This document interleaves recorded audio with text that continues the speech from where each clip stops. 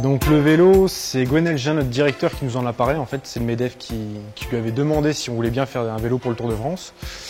Et donc il est venu nous voir pour nous demander si ça nous intéressait, si on avait le temps. Donc on a dit oui.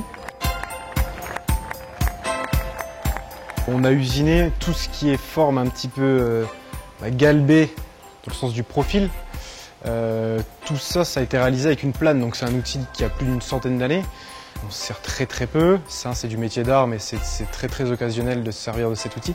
Donc ça m'a permis aussi de montrer aux élèves des techniques un petit peu inhabituelles.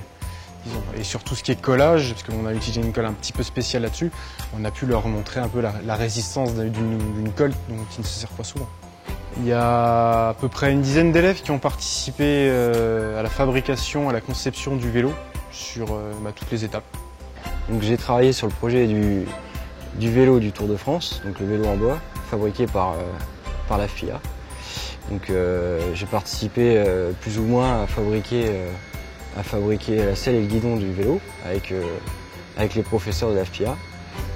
Et du coup j'ai usiné la selle sur la 5 axes de l'entreprise, donc la commande numérique. Ça sortait de l'ordinaire de fabriquer une selle, même si la plupart des formes que nous fabriquons dans cette entreprise sont assez spéciales, donc ce qu'on reçoit donc en commande numérique.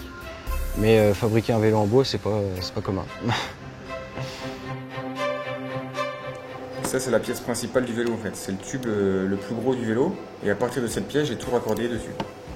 Donc là, on voit que j'ai commencé à dessiner celle-là, et après, j'ai tout raccordé dessus. Après, au niveau de la conception, si on voit ici, donc c'est un vrai vélo, on voit qu'il y a un roulement externe.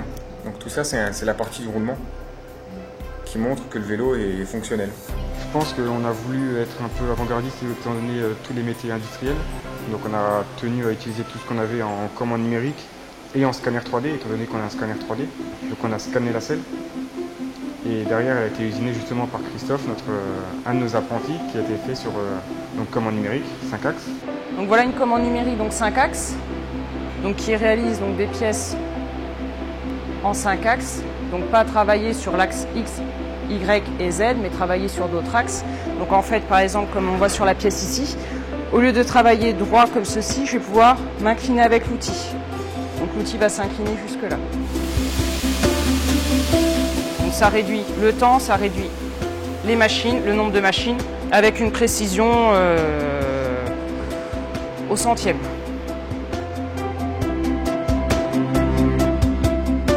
Le guidon a été fait en carbone pour apporter une solidité mécanique au vélo, à la tenue du guidon, bien entendu, et tout le reste en bois.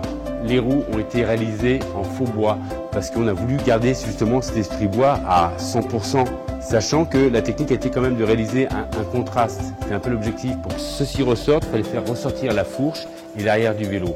Derrière tout ça, c'était pour montrer ce qu'un vélo pouvait aussi bien rouler tout en étant en bois. Et ça fonctionne très bien. Le calcul qui a été le plus dur, c'est surtout au niveau du passage de pneu en fait. Là. On voit qu'ici, il y a 1 mm de chaque côté du pneu. Donc là, ça a été vraiment calculé au millimètre près. C'est des projets qu'on ne voit pas tous les jours, donc tout notre directeur nous donnera des projets de cette ampleur, puis on sera content. Les pièces poubelles, en fait, comme on les appelle, les pièces de bateau, n'attirent plus vraiment les apprentis. Voilà, c'est pas ce qu'ils veulent, c'est faire des choses un peu hors normes. Et je pense que des choses comme le vélo, ça peut vraiment les tirer vers le haut.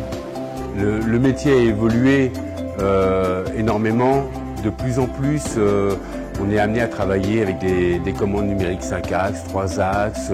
Il y a de plus en plus d'automatisation.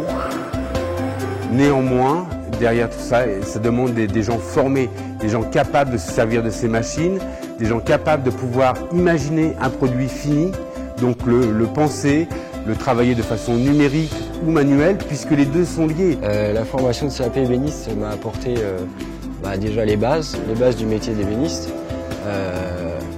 On va dire les premières bases sur les machines et également sur les outils traditionnels, comme le ciseau ou la lame de scie ou autre. On a également vu tout ce qui est dessin traditionnel et dessin industriel sur papier et pas forcément que sur outils numériques. Et du coup, Du coup, voilà quoi, donc on a vu pas mal de choses. Il a fallu que je fasse une formation liée à ça pour pouvoir être complètement autonome dans un atelier, que ce soit au numérique et traditionnel.